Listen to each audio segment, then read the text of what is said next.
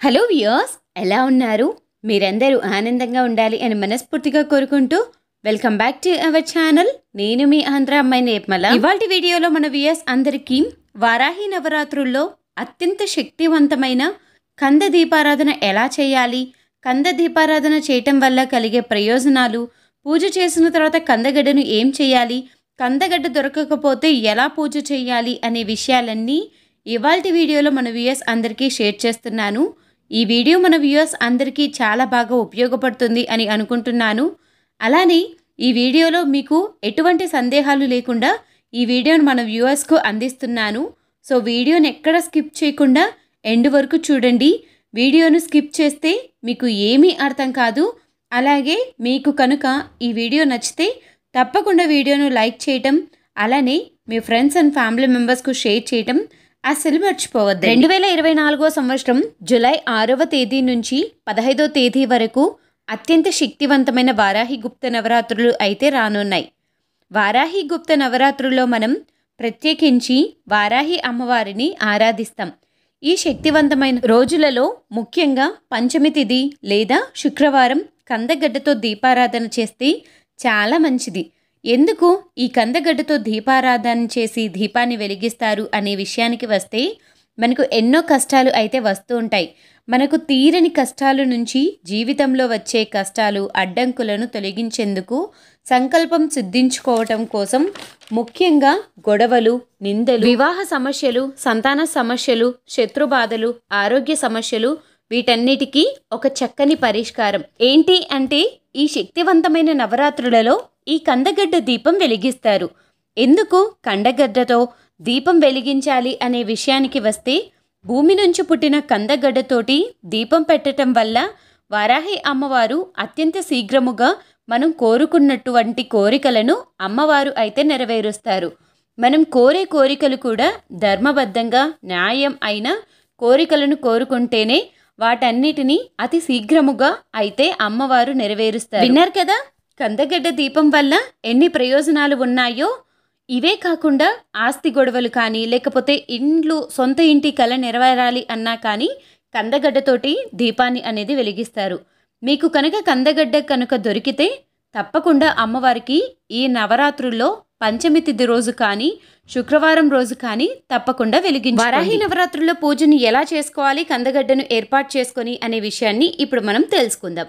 ముందుగా చక్కగా పీఠంను ఏర్పాటు చేసుకునేసి అమ్మవారి చిత్రపటాన్ని ఏర్పాటు చేసుకోవాలి. అమ్మవారికి సుగంధభరితమైన పుష్పాలతోటి, అలానే ఎరుపు రంగు పుష్పాలతోటి అమ్మవారి పూజకు ఏర్పాట్లయితే చేసుకోవాలి. అలానే ఏ పూజ చేసినా ముందుగా గణనాథుణ్ణి ఆరాధించాలి కాబట్టి గణనాథుణ్ణి పీఠం మీదుగా ఏర్పాటు చేసుకోవాలి. చక్కగా పూజకు ప్రమిదలను సిద్ధం చేసుకునేసి, ప్రమిదలలో నూనెను వడ్డించుకునేసి, ఒత్తులను వేసి దీపారాధనకు సిద్ధం చేసుకోవాలి. గణనాథునికి చక్కగా షోడోపచార పూజ, పంచోపచార పూజను ఆచరిస్తే చాలా మంచిది.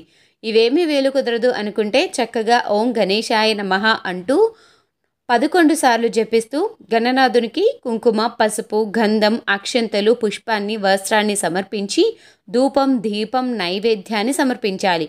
నైవేద్యంలో చిన్న బెల్లం ముక్కను సమర్పించినా సరిపోతుంది. అలానే దీపారాధనకు కుందులు సిద్ధం చేసుకున్నాం కదా, కుందులను కూడా చక్కగా గంధం, కుంకుమ బొట్లను ఏర్పాటు చేసుకునేసి, అక్షంతలను ఏర్పాటు చేసుకునేసి, పుష్పాలను సిద్ధం చేసుకోవాలి. ఇలా అన్నిటినీ సిద్ధం చేసుకున్న తర్వాత కందగడ్డను తీసుకోవాలి. ఈ కందగడ్డ మనకు మార్కెట్లో అన్ని షాప్స్లలో అవైలబుల్గా ఉంటుంది. అంటే వెజిటబుల్ షాప్స్ ఉంటాయి కదా, ఉల్లిగడ్డ, గుమ్మడికాయలు ఇలాంటివి అమ్ముతూ ఉంటారు కదా, అక్కడ మనకు ఈ కందగడ్డ అయితే అందుబాటులో ఉంటుంది. ఈ కందగడ్డ మనకు భూమి నుంచి పుడుతుంది కాబట్టి అమ్మవారికి ఎంతో ప్రీతికరం.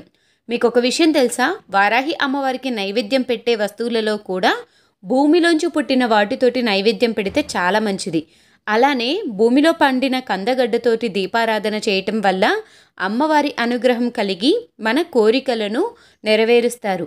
ఈ కందగడ్డతోటి దీపారాధన అనేది మనం ఎలా చేసుకోవాలి, ఎన్ని రోజులు చేసుకోవాలి, బలమైన కోరికలు ఎలా నెరవేరాలి అనేది కూడా ఈరోజు వీడియోలో షేర్ చేస్తాను. ఈ కందగడ్డ నాకు వచ్చేసి ఎగ్జాక్ట్గా కిలో 100 రూపీస్ అయితే నాకు ఇక్కడ అందుబాటులో అయితే ఉంది. ఇవి మనకు నేను అస్సాంలో ఉన్నప్పుడు మాకు చాలా రేరర్గా మా ఇంటి ఎదురుగానే ఇవి బాగా పండేటివి. ఇప్పుడు దీన్ని 100 రూపాయలు పెట్టి అయితే తీసుకునేసి వచ్చాను. ఈ కందగడ్డను శుభ్రంగా క్లీన్ చేసుకోవాలి. దీనికి చాలా మట్టి ఉంటుంది. ఈ మట్టి మొత్తం పోవటానికి ఎగ్జాక్ట్గా మనకు 2 or 3 hours అయితే పడుతుంది. కాబట్టి ఒక బకెట్ నీటిని తీసుకునేసి బకెట్ నీటిలో ఈ కందగడ్డను ఒక 3 గంటలు ఉంచేస్తే దీని నుంచి ఉండే మట్టి మొత్తం రిలీజ్ అయిపోయి మనకు కందగడ్డ అనేది ఈ విధంగా తయారైపోతుంది. దీనికి చక్కగా పసుపు కుంకుమ బొట్లను ఏర్పాటు చేసుకోవాలి. కందగడ్డకు ఎప్పుడైతే పసుపు కుంకుమను ఏర్పాటు చేసుకుంటామో అప్పుడు ఇది సాక్షాత్తు వారాహి అమ్మవారి స్వరూపంగా మనము ఈ కందగడ్డను భావిస్తూ కందగడ్డను అనేది సిద్ధం చేసుకోవాలి.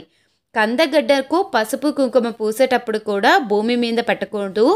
అలానే ఎప్పుడు కూడా ఒక పీఠం మీద కానీ ప్లేట్ మీద కానీ పెట్టుకొని మాత్రమే మనము కందగడ్డను ఏర్పాటు చేసుకోవాలి. అమ్మవారి చిత్రపటాన్ని ఏదైనా మనం కింద అయితే పెట్టం కదా, అలానే కందగడ్డను కూడా కింద పెట్టకుండా ఇలా ఒక ప్లేట్లో సిద్ధం చేసుకోవాలి. ప్లేట్లో చక్కగా 3 గుప్పెళ్ళ బియ్యాన్ని ఏర్పాటు చేసుకోవాలి.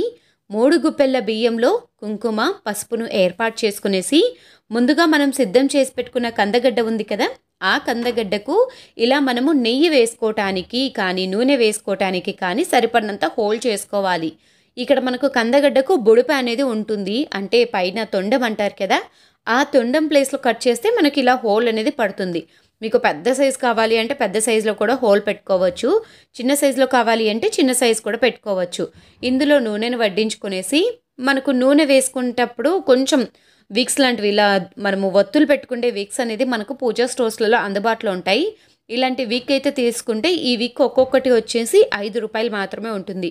ఈ విక్ కనుక తెచ్చుకున్నామనుకోండి దీపం ఎక్కువసేపు వెలుగుతూ ఉంటుంది. అంతేకాకుండా ఇలాంటి ఏవైనా ప్రత్యేకమైన దీపారాధన చేసుకునేటప్పుడు మనకు చాలా బాగా ఉపయోగపడుతుంది. దీన్ని ఏర్పాటు చేసుకునేసి చక్కగా దీపాన్ని అయితే వెలిగించుకోవాలి. దీపాన్ని సాక్షాత్తు వారాహి అమ్మవారి స్వరూపంగా భావిస్తూ దీపానికి చక్కగా అక్షంతలను సమర్పిస్తూ పుష్పాలను ఏర్పాటు చేసుకోవాలి. ఇలా చక్కగా మనం ఏర్పాటు చేసుకున్న కందగడ్డకు పూజ చేసుకున్న తర్వాత ఏవి అయితే నైవేద్యాలు సిద్ధం చేసుకున్నామో ఆ నైవేద్యాలు అమ్మవారికి సిద్ధం చేసుకోవాలి. 9 రోజుల నవరాత్రుల్లో తప్పకుండా అమ్మకు పానకాన్ని నైవేద్యంగా పెట్టండి. పానకం తర్వాత మీకు నచ్చిన నైవేద్యాన్ని అమ్మవారికి సమర్పించవచ్చు.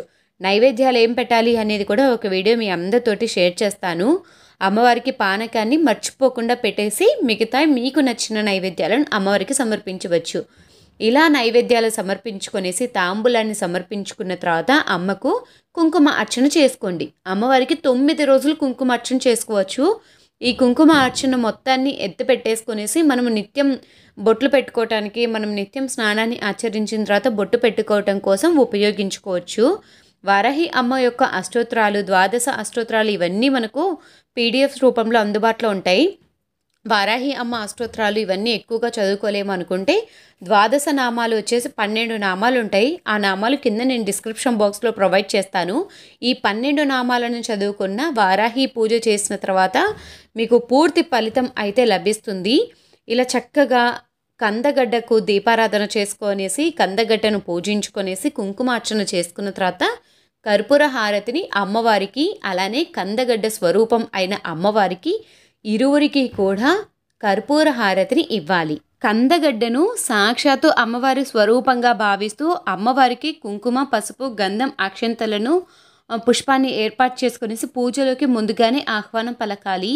అలా పూజలోకి ఆహ్వానం పలికిన తర్వాత అమ్మవారికి నైవేద్యాలు వీటన్నిటిని సమర్పించుకోవాలండి.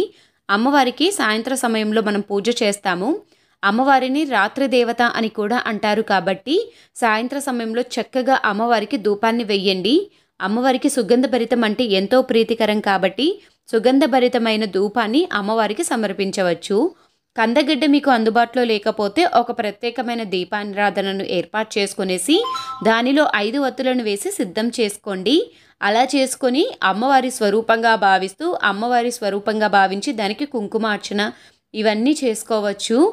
అలానే కందగడ్డను ఏం చేయాలి అనే విషయానికి వస్తే దీపం కొండెక్కిన తర్వాత కందగడ్డను మరుసటి రోజు తీసి కందగడ్డను కూరగాయల రూపంలో వండుకొనేసి తినటం కానీ లేకపోతే పారే నీటిలో వేయటం కానీ ఆవుకు మేతగా కూడా ఈ కందగడ్డను మనము ఉపయోగించవచ్చు. అమ్మవారి చిత్రపటం లేకపోయినా ఏ అమ్మవారి చిత్రపటాన్ని ఏర్పాటు చేసుకొని అయినా కానీ ఈ కంద దీపాన్ని ఏర్పాటు చేసుకునేసి సాక్షాత్తు వారాహి అమ్మవారి స్వరూపంగా భావిస్తూ కూడా పూజను ఆచరించవచ్చు. కంద దీపారాధన అనేది పంచమి తిథులలో అలానే శుక్రవారం రోజున 16 శుక్రవారాలు 16 పంచమి తిథులు ఇలా గడులను చూసుకొని కూడా వారి సంకల్పాన్ని బట్టి వారు కంద దీపారాధన అయితే చేస్తూ ఉంటారు. ఈ వీడియోలో కంద దీపారాధన ఏ విధంగా చేసుకోవాలి అనేది క్లీన్ అండ్ క్లియర్ గా మన వ్యూయర్స్ అందరికి ఎక్స్ప్లెయిన్ చేశాను అనుకుంటున్నాను. వారాహి నవరాత్రుల్లో కంద దీపారాధన చేయటం వల్ల అమ్మవారి అనుగ్రహం తప్పకుండా లభిస్తుంది. కంద దీపారాధన గురించి మీకు ఎటువంటి సందేహాలు ఉన్నా కింద కామెంట్ సెక్షన్ లో కామెంట్ చేయండి, తప్పకుండా రిప్లై ఇస్తాను. మరొక చక్కని ఇంట్రెస్టింగ్ బ్యూటిఫుల్ వీడియో తోటి మళ్ళీ కలుద్దాం.